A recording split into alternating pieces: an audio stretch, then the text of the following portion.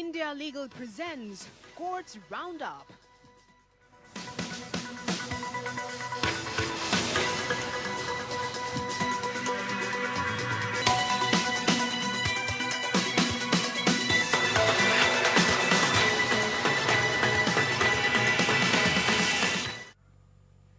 नमस्कार, मैं हूं आपके साथ नेहा दुबे। कोर्ट्स राउंडअप में आपका बहुत बहुत स्वागत है। इस बुलेटिन में अगले आधे घंटे हम आपको कोर्ट से जुड़ी तमाम छोटी बड़ी खबरों से करवाएंगे रूबरू। कोर्ट की कार्रवाई और सुप्रीम कोर्ट से लेकर हाई कोर्ट से लो कोर्ट्स तक के फैसलों को रखेंगे आपके सामने। तो आइए शुरू करते हैं कोर्ट्स राउंडअप।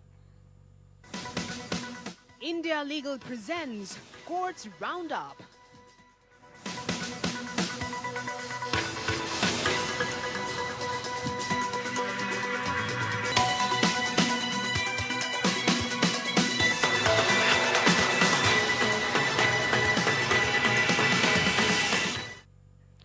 सुप्रीम कोर्ट ने जमीन के मुआवजे में देरी को लेकर अहम फैसला सुनाया है। कोर्ट ने संविधान के अनुच्छेद 142 के तहत अपने विशेष अधिकारों का इस्तेमाल करते हुए ये व्यवस्था दी है कि अगर सरकार की ओर से अधिग्रहित जमीन के लिए मुआवजे के भुगतान में लंबे समय तक देरी होती है तो जमीन का मालिक अपने प्लॉट के लिए वर्तमान बाजार मूल्य के हकदार हैं। अदालत की ओर से ये फैसला दिए जाने से देश भर के कई किसानों और अन्य लोगों को खासी राहत मिलेगी। अब उन्हें पर्याप्त मुआवजा मिल सकेगा। कर्नाटक औद्योगिक क्षेत्र विकास बोर्ड के खिलाफ कोर्ट में एक याचिका दाखिल की गई थी, जिसने साल 2003 में Bengaluru Mysore infrastructure corridor project के निर्माण के लिए हजारों एकड़ भूमि के अधिग्रहण की अधिसूचना जारी की है।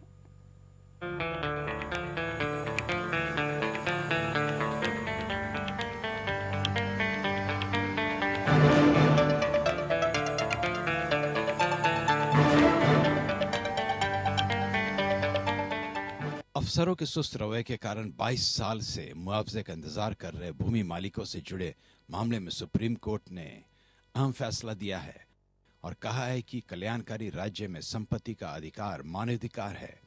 संविधान के अनुच्छेद 301 के तहत ये संवैधानिक अधिकार है और किसी व्यक्ति को तत्परता से मुआवजा दिए बिना उसकी संपत्ति से बेदखल नहीं किया जा सकता। शीर्ष अदालत ने 2003 में इस मामले में भूमि मालिकों को 2019 के बाजार मूल्य के हिसाब से मूल्य निर्धारित हुए मुआवजा देने का निर्देश दिया। साथ ही सुप्रीम कोर्ट ने कर्नाटक हाई कोर्ट के फैसले को खारिज कर दिया। कर्नाटक औद्योगिक क्षेत्र विकास बोर्ड ने अपीलकर्ता की भूमि पर कब्जा 22 नवंबर 2005 में ही कर लिया था, पर उसे मुआवजा नहीं दिया गया था। जस्टिस बी आर गवई और जस्टिस के वी विश्वनाथन की पीठ ने कर्नाटक सरकार के प्राधिकरण की इस बात पर आलोचना की कि अधिकारियों की गहरी नींद और सुस्त रवैये के कारण अधिग्रहित जमीन के मालिकों को इतने साल बिना मुआवजा के रहना पड़ा। अपीलकर्ताओं की भूमि पर कब्जा लेने के बाद अथॉरिटी ने इसे नंदी इंफ्रास्ट्रक्चर कॉरिडोर एंटरप्राइज और उसकी सहयोगी company Nandi economic corridor enterprises limited को सौंप दिए, पर ऐसे अधिग्रहणों के लिए तत्काल कोई मुआवजा पारित नहीं किया गया। Bureau report. वहीं सुप्रीम कोर्ट ने कहा है कि भले ही एक विधवा महिला हिंदू के गोद के लिए गए बच्चे के अधिकार उसके दस्तक पिता की मृत्यु की तारीख से संबंधित है, लेकिन ये गोद लेने से पहले एक महिला हिंदू द्वारा अर्जित अधिकारों को नहीं छीनेंगी। बता दें आपको कि दूसरे शब्दों में अदालत ने कहा है कि गोद लेने से पहले उसके द्वारा अर्जित संपत्ति के संबंध में गोद लेने वाली मां द्वारा किया गया कोई भी लेन देन गोद लेने के बाद लिए गए बच्चे पर बाध्यकारी रहेगा। न्यायालय ने इस सिद्धांत की पुष्टि की है कि बच्चे को गोद लेने से पहले एक हिंदू महिला द्वारा अर्जित की गई संपत्ति हिंदू उत्तराधिकार अधिनियम 1956 की धारा 14(1) के तहत उसकी पूर्ण संपत्ति बनी रहेगी और इसीलिए धारा 12(c) के अनुसार हिंदू दत्तक ग्रहण और भरण पोषण अधिनियम 1956 के तहत बच्चे के गोद लेने से उसे गोद लेने से पहले हासिल किए गए अधिकारों से वंचित नहीं किया जाएगा। न्यायमूर्ति सीटी रवि कुमार और न्यायमूर्ति प्रशांत कुमार मिश्रा की पीठ अपीलकर्ता की गोद लेने के बाद अन्य प्रतिवादियों के पक्ष में अपीलकर्ता की दत्तक मां द्वारा निष्पादित बिक्री विलेख को मान्य करने के कर्नाटक उच्च न्यायालय के फैसले के खिलाफ दायर अपील पर सुनवाई कर रही थी।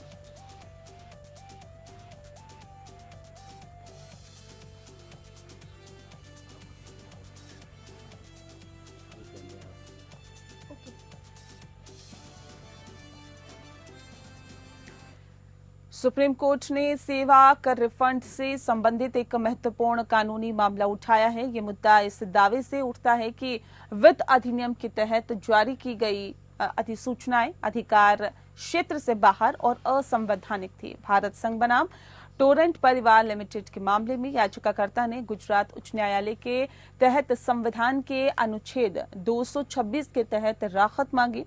याचिकाकर्ता ने विधायी योग्यता की कमी का हवाला देते हुए अदालत से कई सेवा कर अधिसूचनाओं को अमान्य और असंवैधानिक घोषित करने का आग्रह किया है। इस मामले की सुनवाई पहले उच्च न्यायालय ने की थी और जिसने याचिकाकर्ता के पक्ष में फैसला सुनाया। सुप्रीम कोर्ट ने एक निश्चित फैसला देने के लिए इन मामलों को समेकित करने का निर्णय लिया है। पूरी जानकारी आपको हम दे रहे हैं। फिलहाल आपको बता दें कि दरअसल पूरा मामला सुप्रीम कोर्ट से जुड़ा हुआ है और सुप्रीम कोर्ट ने सेवा कर रिफंड से संबंधित एक महत्वपूर्ण कानूनी मामला उठाया है। ये मुद्दा इस दावे से उठता है कि वित्त अधिनियम के तहत जारी की गई कुछ अधिसूचनाएं अधिकार क्षेत्र से बाहर और असंवैधानिक थी। भारत संघ बनाम टोरेंट परिवार लिमिटेड के मामले में याचिकाकर्ता ने गुजरात उच्च न्यायालय के तहत संविधान के अनुच्छेद 226 के तहत राहत मांगी।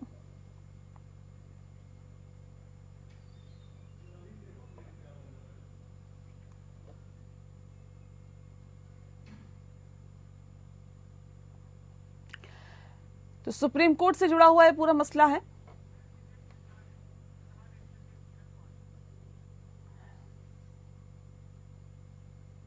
तो सुप्रीम कोर्ट ने एक निश्चित फैसला देने के लिए इन मामलों को समेकित करने का निर्णय लिया और इस पूरी खबर पर ज्यादा जानकारी इंडिया लीगल की रिसर्चर देंगी दिवसीरत कौर हमारे साथ जुड़ गई हैं। दिवसीरत, क्या कुछ जानकारी है आपके पास इस बारे में? आज सुप्रीम कोर्ट ने एक बहुत ही ज़रूरी लीगल मैटर पे अपना डिसीजन जो देना है उन्होंने it will be related to service tax refunds and notification of finance act as ultra vires. मतलब कि द फाइनेंस एक्ट में कुछ ऐसी नोटिफिकेशंस थी जो अल्ट्रा वायर्स हैं with the constitution of India. So जो ये केस है it is Union of India versus Torrent Power Limited, जिसके under the petitioner filed a writ petition in Gujarat high Court under article 226 of the constitution and इसके under उन्होंने service tax के under जो notifications declare हुई थी उनको unconstitutional request करा court को that they are unconstitutional first and secondly it contended कि हमें रिफंड चाहिए जो सर्विस टैक्स हमने नोटिफिकेशंस के अंडर पे करा है, so it should be refunded back to us.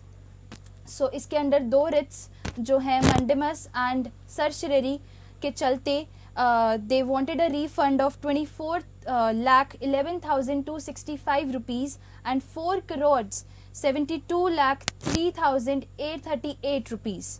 So इसके अंदर दो और जो केसेस हैं वो रेफर करे गए थे by Gujarat high court. Those were Mohit minerals private limited versus union of India and Sai steel limited versus union of India, जिसके चलते पहले भी फाइनेंस एक्ट के अंदर जो नोटिफिकेशंस आई हैं उनको अल्ट्रा वायर्स डिक्लेयर करा गया था।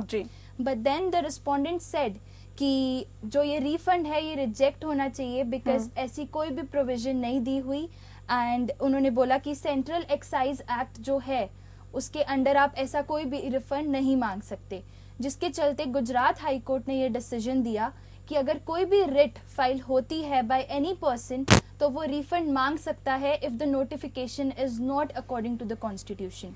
एंड इट वाज हेल्ड कि जो नोटिफिकेशंस आई फाइनेंस एक्ट के under those were unconstitutional.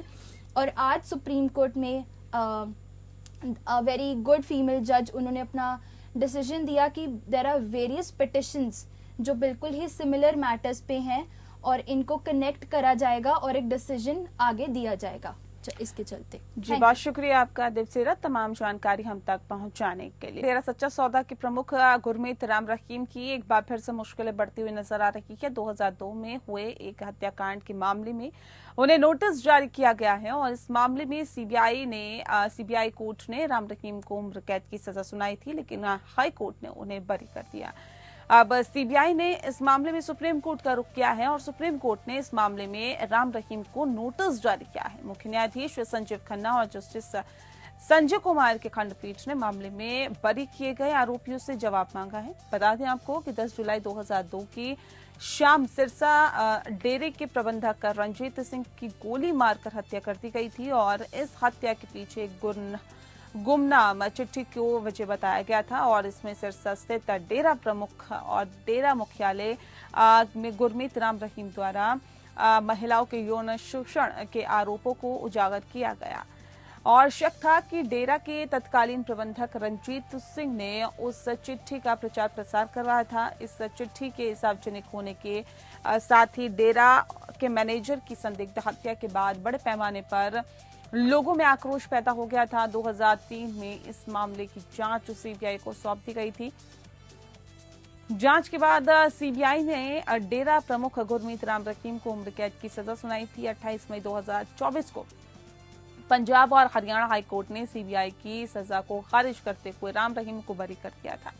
CBI ने इस मामले को सुप्रीम कोर्ट में चुनौती दी थी और इस याचिका पर सुप्रीम कोर्ट ने डेरा सच्चा सौदा प्रमुख गुरमीत राम रहीम सिंह को नोटिस जारी किया और जवाब मांगा। बता दें कि पंचकुला की विशेष सीबीआई अदालत ने रंजीत सिंह की हत्या में शामिल होने के लिए गुरमीत राम रहीम और 4 अन्य अवतार सिंह, कृष्ण लाल, जसबीर सिंह और सबदिल सिंह को दोषी ठहराया था। सभी को आजीवन कारावास की सजा सुनाई गई थी।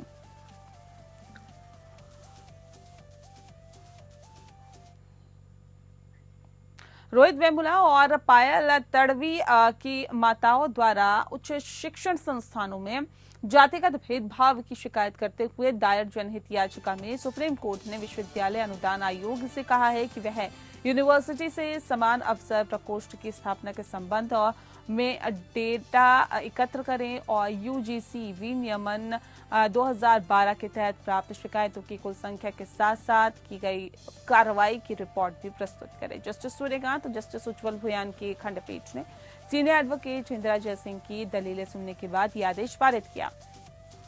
इंदिरा जयसिंह ने यूजीसी द्वारा 2012 के नियमों को लागू करने में विफलता पर जोर दिया और न्यायालय से भारत संघ और राष्ट्रीय मूल्यांकन और प्रत्यायन परिषद से डेटा मांगने का आग्रह किया, जिसमें उसने शिक्षा संस्थानों में अनुसूचित जाति, अनुसूचित जनजाति श्रेणी के छात्रों द्वारा आत्महत्या की संख्या के बारे में डेटा शामिल है। यूजीसी के वकील की ओर से प्रस्तुत किए गए इस कथन पर विचार करते हुए कि नए नियम बनाए गए हैं, न्यायालय ने यूजीसी को इसे अधिसूचित करने और रिकॉर्ड पर रखने का निर्देश दिया है। आदेश में दिए जाने के बाद जयसिंह ने न्यायालय से उच्च शिक्षा संस्थानों में आत्महत्या की संख्या, जातिवार विभाजन के साथ ही डेटा मांगने का आग्रह किया और हालांकि पीठ ने कहा है कि वह एक साथ बहुत अधिक बाढ़ के दरवाजे खोलने बिना मामले में चरण दर चरण आगे बढ़ेगी और 2004-2024 के बीच अकेले आईआईटी में 115 आत्महत्या होने के दावे के जवाब में जस्टिस कांत ने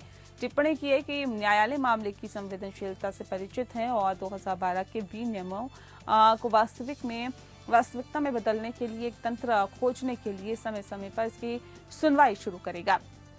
सुनवाई के दौरान जयसिंह को न्यायालय को ये बताते हुए सुना गया कि मौजूदा नियम लागू हैं और विशेष रूप से 2012 के विनियमों का उद्देश्य उच्च शिक्षा संस्थानों में जाति के आधार पर भेदभाव को समाप्त करना था। हालांकि सवाल ये भी है कि क्या इन्हें लागू किया जा रहा है।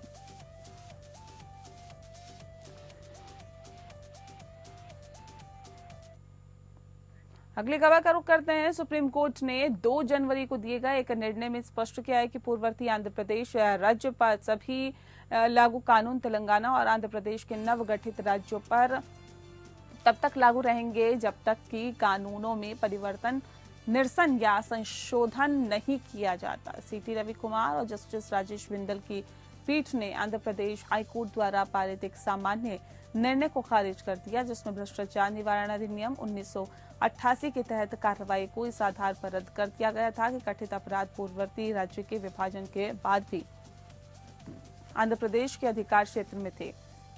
इसके अलावा हाईकोर्ट ने कहा है कि चूंकि उक्त अपराधों पर एफआईआर सीबीआई हैदराबाद ने दर्ज की थी, इसीलिए आंध्र प्रदेश अधिकार क्षेत्र में स्थानांतरण के बाद सीबीआई द्वारा जांच के लिए दिल्ली विशेष पुलिस स्थापना अधिनियम 1946 के तहत नए आंध्र प्रदेश राज्य की सहमति की आवश्यकता थी और हाईकोर्ट ने पाया कि चूंकि कोई सहमति नहीं थी, इसीलिए कार्रवाई दोषपूर्ण थी। इसके विपरीत सुप्रीम कोर्ट ने माना कि 1946 के कानून के तहत स्पष्ट सहमति की आवश्यकता नहीं थी, क्योंकि आरोपी केंद्र सरकार के अधिकारी थे।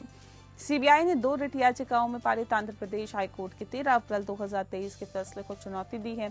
3 सितंबर 2019 को तेलंगाना हाईकोर्ट ने आंध्र प्रदेश राज्य के 4 रायलसीमा जिलों यानी कुर्नूल, कडप्पा, चित्तूर और अनंतपुर के अधिकार क्षेत्र के बारे में एक अधिसूचना जारी की है और हैदराबाद में सीबीआई न्यायालय के अधिकार क्षेत्र से उन्हें हटाकर सीबीआई न्यायालय विशाखापट्टनम के अधिकार क्षेत्र में शामिल करने के लिए नोटिस जारी किया गया था।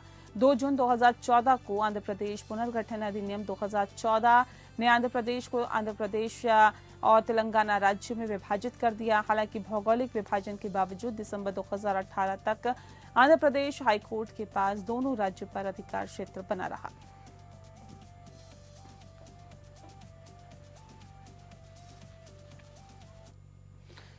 सुप्रीम कोर्ट ने हाल ही में 3 जनवरी को दिए गए फैसले में दोहराया कि वसीयत का पंजीकरण मात्र से वह वैध नहीं हो जाती जब तक कि उसे भारतीय उत्तराधिकार अधिनियम की धारा 63 और साक्ष्य अधिनियम की धारा 68 की आवश्यकताओं के अनुसार साबित न किया जाए। उल्लेखनीय है कि पहला प्रावधान गैर विशेषाधिकार प्राप्त वसीयत के निष्पादन से संबंधित है, जबकि दूसरा दस्तावेज के निष्पादन के प्रमाण के बारे में बात करता है। जस्टिस सीटी रवि कुमार और जस्टिस राजेश बिंदल की बेंच ने आगे कहा कि धारा 68 के अनुसार वसीयत के निष्पादन को साबित करने के लिए कम से कम एक सत्यापनकर्ता गवाह की जांच की जानी चाहिए। निर्णय में मोट्रू नलिनीकंठ बनाम गेनेडी काली प्रसाद और डेरेक A.C. लोबो बनाम उल्रिक M.A. लोबो ने हालिया मामलों पर भरोसा किया था और ऐसे में मौजूदा मामला बाला सुब्रमण्यम थिंथिरियार वसीयतकर्ता के ओर से की गई एक संपत्ति के विभाजन से जुड़ा हुआ है। पूरी संपत्ति को 4 अनुसूचियों में विभाजित किया गया था। इसमें से 3 अनुसूचियां पहली पत्नी और बच्चों को आवंटित की गई। विवाद का मुख्य मुद्दा वसीयत की वैधता थी। ट्रायल कोर्ट और हाई कोर्ट दोनों ने ही वसीयत पर आधारित अपीलकर्ताओं के दावे को स्वीकार करने से इनकार कर दिया था। इस प्रकार मामला सुप्रीम कोर्ट पहुंचा और शुरू में ही कोर्ट ने वसीयत में थिंथरियार के स्वास्थ्य के संबंध में विरोधाभासी बयानों को रेखांकित किया। कोर्ट ने कहा कि वसीयत के एक हिस्से में कहा गया कि पूरी चेतना के साथ, अच्छी याददाश्त के साथ और किसी के उकसावे के बिना, और साथ ही दूसरे हिस्से में कहा गया कि मैं हृदय रोग से पीड़ित हूं और कई डॉक्टरों से इलाज करवाया है। कोर्ट ने इस तथ्य पर भी ध्यान दिया कि प्रतिवादी नंबर 1 ने खुद कहा था कि उसके पति की तबीयत खराब थी, चूंकि उनकी जान को खतरा था और इसीलिए उन्होंने मदुरै में वसीयत निष्पादित की और वसीयत तैयार करने में उनकी कोई भूमिका नहीं थी।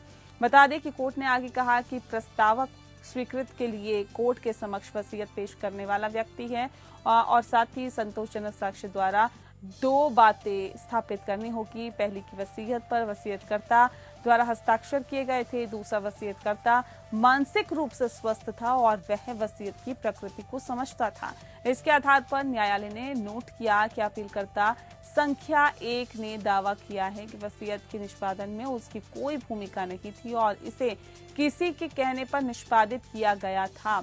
हालांकि उसने ये उल्लेख नहीं किया कि स्टैम्प पेपर पर 2 पृष्ठ जिस पर वसीयत टाइप की गई है उसके नाम पर खरीदे गए थे।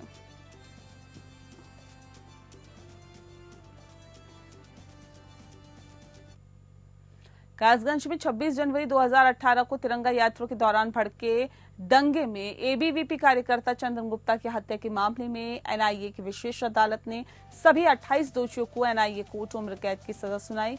एनआईए कोर्ट के विशेष न्यायाधीश न्यायमूर्ति विवेकानंद शरण त्रिपाठी ने सरकार बनाम सलीम और अन्य के मामले में ये फैसला सुनाया। आरोपियों ने हाईकोर्ट में एनआईए कोर्ट की वैधानिकता और सुनवाई पर भी रोक की अर्जी लगाई थी। हाईकोर्ट लखनऊ बेंच ने अर्जी खारिज कर दी थी और हाईकोर्ट से याचिका खारिज होने के बाद गुरुवार को लखनऊ की एनआईए स्पेशल कोर्ट ने फैसला सुनाया था और सजा के ऐलान के लिए शुक्रवार का दिन मुकर्रर किया था। करीब 8 साल पुराने इस मामले में चंदन के पिता ने कासगंज थाने में 20 नामजद समेत अन्य अज्ञात लोगों के खिलाफ मुकदमा दर्ज कराया था। दरअसल विप एबीवीपी और हिंदू वाहिनी के 100 से ज्यादा कार्यकर्ता कासगंज में बाइक से तिरंगा यात्रा निकाल रहे थे, जिसमें चंदन भी शामिल था। यात्रा बड्डू नगर पहुंची। यहां पर गणतंत्र दिवस का कार्यक्रम चल रहा था। यहां तिरंगा यात्रा न बढ़ने देने को लेकर दो पक्षों में पथराव शुरू हो गया। देखते ही देखते दंगा भड़क उठा और इसी दौरान गोली चली। गोली चलने से चंदन गुप्ता की भी मौत हो गई।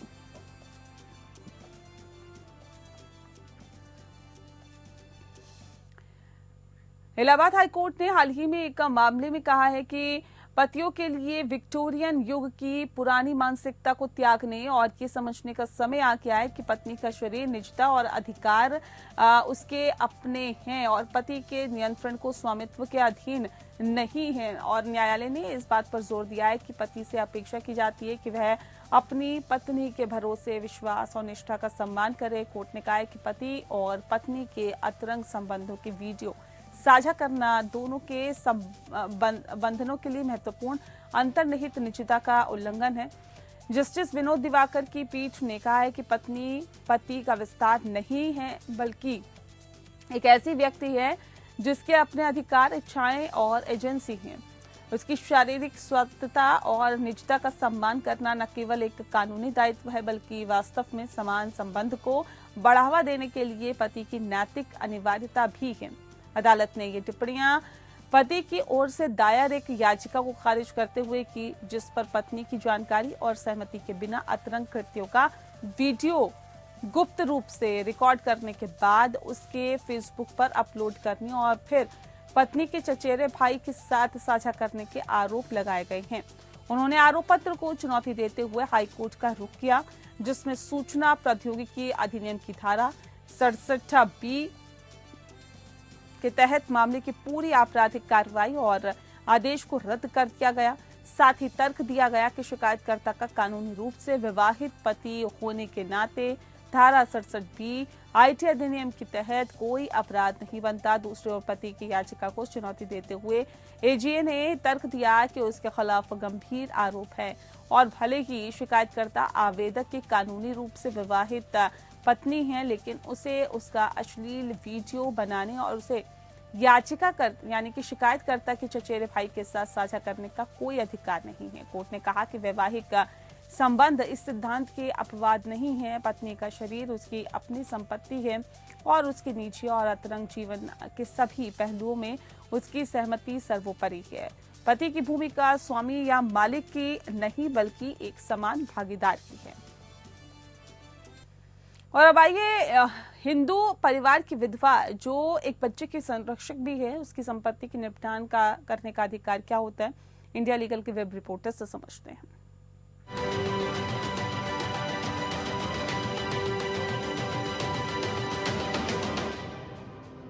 आज सुप्रीम कोर्ट ने श्री महेश वर्सेस संग्राम केस में एक विडो के प्रॉपर्टी राइट्स के ऊपर एक इंटरेस्टिंग जजमेंट दिया। इस केस में एक विडो ने अपनी प्रॉपर्टी, जो कि उसके हस्बैंड की डेथ की वजह से मिली थी, पर रिस्पोंडेंट्स ने जो सेल इस विडो ने अपने प्रॉपर्टी पाने के बाद किया, उसके ऊपर सवाल उठाए और कहा कि वो सेल गलत थी। रिस्पोंडेंट्स ने ऐसा भी कहा कि उनके पास ऐसे राइट्स नहीं है क्योंकि उन्होंने एक बच्चा अडॉप्ट किया है जिसके खुद के भी कुछ राइट्स हैं। सुप्रीम कोर्ट बेंच, जिसमें जस्टिस सीटी रवि कुमार और प्रशांत कुमार मिश्रा भी थे, इन जजों ने रिस्पोंडेंट्स की इस आर्ग्यूमेंट को पूरी तरह से रिजेक्ट किया और ऑब्जर्व किया कि एक विडो की प्रॉपर्टी बेचने के राइट इस तरह से नहीं लिए जा सकते, तब भी जबकि उसने एक बच्चे को अडॉप्ट किया हो। और तो और जजों ने 14(1) के तहत हिंदू सक्सेशन एक्ट और सेक्शन 12C हिंदू अडॉप्शन और मेंटेनेंस एक्ट के तहत ये माना कि वो विडो अपनी प्रॉपर्टी की एब्सोल्यूट ओनर बनी रहेगी। इसके अलावा कोर्ट ने ये भी कहा कि एक अडॉप्टेड बच्चे का विडो की प्रॉपर्टी में राइट उस दिन से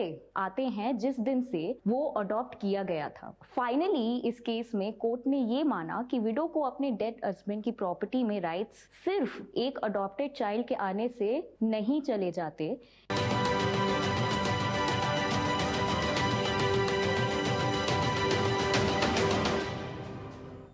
और चलिए इसी के साथ फिलहाल इस बुलेटिन में इतना ही। नमस्कार।